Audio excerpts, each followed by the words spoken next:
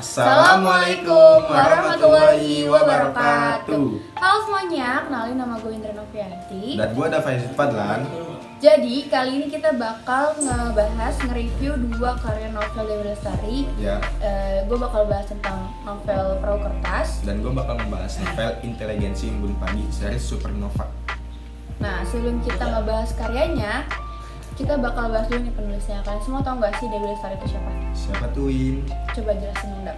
Jadi Dewi Lestari atau nama pena dari Di Lestari lahir di Bandung, Jawa Barat pada tanggal 20 Januari 1976. Dia sudah melakoni hobinya menulis sejak kecil dari umur 9 tahun. 9.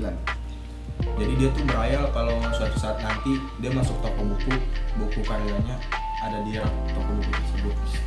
Lanjut, Win. Nah, Dewi Lestari itu juga mulai menerbitkan novel tahun 2001. Novel pertamanya itu buku series novel sendiri, series Supernova sendiri, yang salah satu itu punya Dava yang tadi. Nah, novel Supernova itu menjadikan Dewi Lestari sebagai salah satu penulis terkenal di Indonesia. Mantap kan? Jadi bukan hanya terkenal sebagai penulis, dia juga jago nyanyi loh, jago banget. Tapi kali ini dia memfokuskan dirinya sebagai penulis saja. Nah, eksistensi Dewi Lestari sebagai penulis tuh nggak usah diraguin lagi karena dia itu udah menerbitkan 17 novel. Kacau, mantap. Nah, selain seri Supernova yang paling terkenal itu ada lagi punya gue sendiri yang Perahu Kertas, itu juga salah satu novel dia yang paling terkenal. Nah, langsung aja kali ya kita bahas novelnya. Check it out. Nah, sebelum ngebahas sinopsis dari novel Perahu Kertas sendiri, gue bakal ngejelasin tentang novelnya dulu nih. Jadi novel Perahu Kertas adalah sebuah novel romansa remaja yang ditulis oleh Dewi Lestari dan diterbitkan oleh Bintang Pustaka pada tahun 2009. Novel ini menceritakan kisah pertemuan antara dua remaja di suatu universitas di Bandung. Jadi novel ini tuh punya dua tokoh utama, Kinan sama Kugi. Oh, jadi tokoh utamanya ada dua tuh, Win? Iya, cewek sama cowok nih. Si Kinan adalah seorang remaja laki-laki yang baru lulus SMA. Dia itu orangnya cerdas dan mempunyai bakat yang kuat dalam melukis, guys. Terus dia itu bermimpi mau jadi seorang pelukis, tapi itu kayak terhalang karena dia tuh punya kesepakatan sama ayahnya untuk melanjutkan perusahaan keluarganya. Jadi dia harus mengambil kuliah di Fakultas Ekonomi di Bandung. Nah, jadi kayak hobinya dilarang gitu ya? Kayak terputuskan karena dia punya kesepakatan sama ayahnya gitu loh. Nah, si Kugi sendiri ini adalah seorang gadis remaja yang unik, memiliki daya imajinasi yang tinggi. Dia itu cita-citanya mau jadi juru dongeng. Juru dongeng apa tuh? Dia tuh mau yang ngedongeng gitu loh, punya cerita dongeng sendiri lah, ngedongeng sama orang-orang. Tapi dia tuh sadar kalau profesi itu tuh bagi orang-orang tuh kayak nggak menjanjikan. Tapi dia tetap memutuskan untuk kuliah di jurusan sastra karena nggak dijauhkan dari menulis dan dongeng.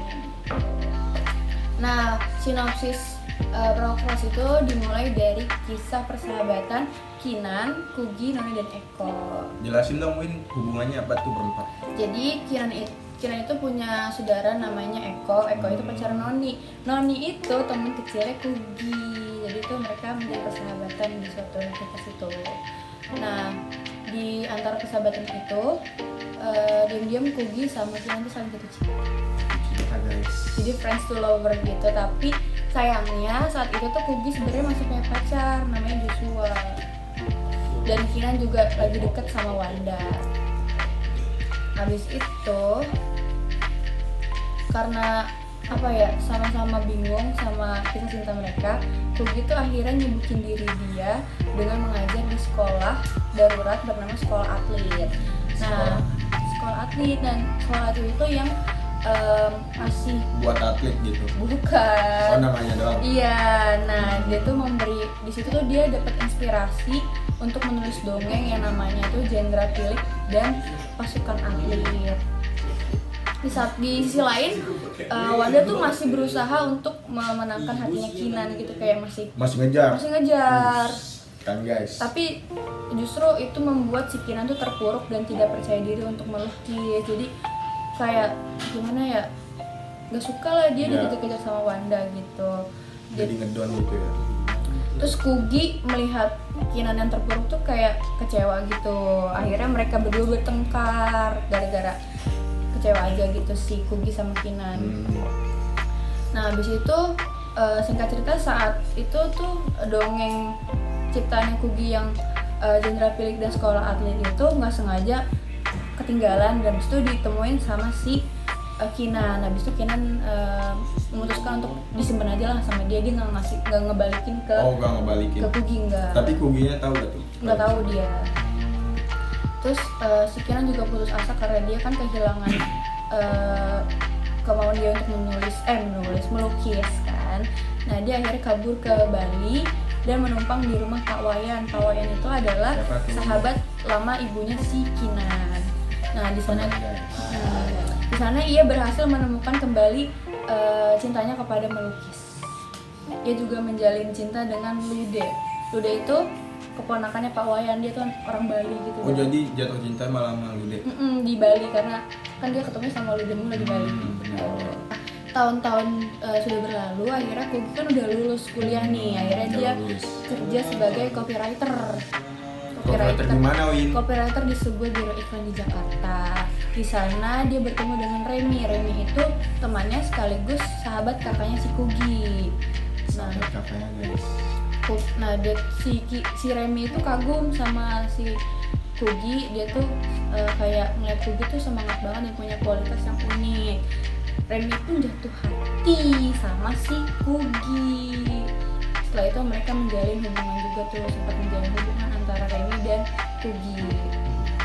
Unik guys. Sementara itu Kinan terpaksa kembali ke Jakarta, kan dia dari Bali tuh. Dia kembali ke Jakarta karena kondisi ayahnya yang memburuk. Di situ dia balik ke Jakarta tuh untuk menjalankan perusahaan ayahnya itu loh. Oh dia nerusin perusahaan itu. Dan habis itu karena sama-sama di Jakarta, Kugi sama Kinan tuh ketemu lagi gitu loh. Dia kayak CLBK lagi. Oh ini udah bertahun-tahun ya? Iya, karena mereka sama-sama di Jakarta kan. Situ udah pernah ketemu, akhirnya kayak mulai tumbuh lagi benih-benih cinta. Dari situ hati mereka mulai diuji lagi. Keren kan CLBK guys. Terus lanjutannya gimana? Gak ada ya? Lanjutannya itu nanti di part terakhir tuh akhirnya Kugi sama Kinan itu akhirnya nikah. Keren guys, gak sia-sia perjuangannya. Nah, karena tadi gue udah ngejelasin novel perahu kertas sinopsisnya kayak gimana, sekarang gantian Dapa ngejelasin sinopsis dari Inteligensi Menurut Pagi itu gimana? Jadi itu sinopsisnya berbekal petunjuk dari pria bernama Amaru yang menemuinya di Kuko. Si Gio nih akhirnya berangkatlah ke lembah suci Urbamba. Di sana ia bertemu dengan Madre Ayahuasca yang memberinya petunjuk tentang siapa Gio sebenarnya. Jadi si Gio ini lagi nyari jati dirinya, Win. Oh, kayak lagi dikasih sama Ayah Madre itu. Iya. Nah, Gio juga tahu kalau tempat tujuan selanjutnya tuh adalah Jakarta. Di kota lain di Bandung, Elektra sempat ragu membantu Bodi untuk menemui Asko dan akhirnya berubah pikiran. Elektra mengajak Bodi untuk menemui Sati, yaitu mentornya sendiri. Jadi Sati itu mentor dari Elektra guys. Di perjalanan pesawat di New York, Alpha dan Kel mengungkapkan bahwa dirinya adalah infiltran. Jadi infiltran tuh kaum dari tokoh utama inilah. Ketika sudah tiba di Indonesia, Kel dan Alpha memilih mengejar Bodi dan Elektra ke Bandung. Jadi ini Kel sama Alpha ngejar tuh tadi tuh si Bodi dan Elektra. Si Bodi sama Elektra Iya, itu ke Bandung. Namun mereka telat karena Bodi dan Elektra sudah pergi ke rumah Sati. Sati tuh yang mentornya tadi Elektra itu ya? Betul. Lanjut, saat masih terbaring lemah, Elektra dikunjungi oleh Simon yang terbang dari Inggris dan menghipnotis Elektra untuk menghancurkan antar bava yang berdampak pada Alpha. Akhirnya Leong menyuruh Kel untuk membawa Alpha dan Bodi ke rumah Suaka yang dijaga oleh Kas. Itu lanjutannya gimana tuh setelah itu? Nah lanjut nih, di Jakarta dia bertemu Dimas dan Ruben. Mereka terbentuk banyak pertanyaan, jadi itu kayak mereka masih bingung nih siapa sih diri mereka sebenarnya, tentang apa hubungan mereka nih. Akhirnya Dimas mengontak Tony untuk melacak Supernova. Tony yang curiga dengan Gio dan sedari awal dia bekerja secara diam-diam dengan infiltran berkonsultasi dengan Leong Namun jawaban Leong tidak memuaskan. Sayang banget ya. Itu kenapa tuh nggak memuaskannya? Ya jadi kayak kurang memuaskan gitulah sama jawabannya itu. Nah lanjut lagi nih, Zara akhirnya pulang ke Bogor untuk melayat abahnya. Soalnya abahnya udah meninggal guys, kasihan dah, sedih. Hal ini sekaligus mencairkan konflik antara Zara dan ibunya sendiri yang udah lama nih konfliknya. Nah lanjut nih, akhirnya Gio dan Zara bertemu di Batu Luhur. Dengan cepat timbul ketertarikan antara mereka berdua. Siapa tuh? Antara Zara dan si Gio nya. Lanjut dah, abis itu kayak gimana tuh setelah dari Bogor terus Gio sama Zara jatuh cinta kan? Jadi udah ganti scene nih, scene-nya lanjut lagi ke Alfa. Di rumah Suaka kondisi Alfa semakin membaik. Namun ketika di rumah Suaka, kemampuan body justru teramplifikasi yang membuatnya disorientasi. Perubahan fisik keduanya, si Alfa dan Body ini, membuat mereka berdua harus pergi dari rumah Suaka. Kemampuan body itu didapat akhirnya kemampuan body dapat dioptimalkan berkat mimpi dari Alfa. Jadi tuh Alfa mimpi kalau kemampuan body itu bisa dioptimalkan kayak gini lah. Oh, jadi kayak dapat hidayah gitu Iya, ya. hidayah. Petunjuk.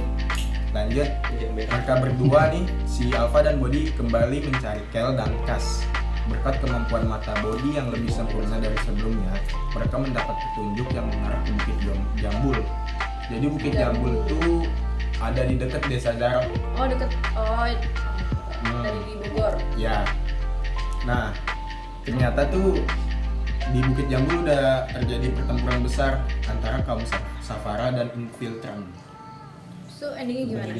Nah endingnya tuh jadi mereka nih ribut nih si kaum infiltran sama kaum Safara. Cuman masih belum jelas sih endingnya. Di akhir tuh dijelasin kalau dua-duanya tuh masih anti klimaks gitulah. Padahal ini novel terakhir. Dah. Nah setelah tadi kita udah ngebahas dua karya novelnya itu, kita jadi ngelihat ada persamaan dan perbedaan di antara kedua novel tersebut. Nah, novel Perahu Kertas dan Intelijensi Embun Pagi yang ditulis sama Dewi Lestari ini memiliki beberapa persamaan. Walaupun keduanya genrenya berbeda, tapi keduanya ini sama-sama memiliki tokoh utama yang wataknya itu sama-sama pantang menyerah gitu. Dan kedua novel ini mengajarkan para pembacanya untuk tidak putus asa dalam menggapai mimpinya. Selain itu, kedua novel ini juga menceritakan kekompakan melalui kisah persahabatan yang ada dalam kedua novel tersebut. Nah, di balik persamaan pasti ada perbedaan, guys. Jadi Perbedaan apa? Perbedaan antara kedua novel itu udah kelihatan mencolok banget nih dari genrenya pertama. Jadi kalau novel Perahu Kertas genrenya apa? Romance ya? Romance dia. Kalau Nah, intelijensi sedangkan Intelijensi Embun Pagi itu bergenre fiksi ilmiah. Nah, selain itu juga latar waktu kedua novel ini juga berbeda. Perahu Kertas berlatar pada tahun 1999 sampai 2003. Betul kan? Iya, agak masa lalu banget kayaknya ya. Betul. Nah, sedangkan Intelijensi Embun Pagi berlatar waktu pada tahun 2015. Gitu guys. Nah, kita kan tadi udah selesai nih ngejelasin dua karya novel Dewi Lestari, yaitu Perahu Kertas sama Intelijensi Embun Pagi. Nah, buat kalian yang masih penasaran, karena kita ngejelasinnya singkat nih, bisa beli di toko-toko buku terdekat ya guys. Langsung aja baca novelnya. Dari kita pamit undur diri. Wassalamualaikum warahmatullahi wabarakatuh.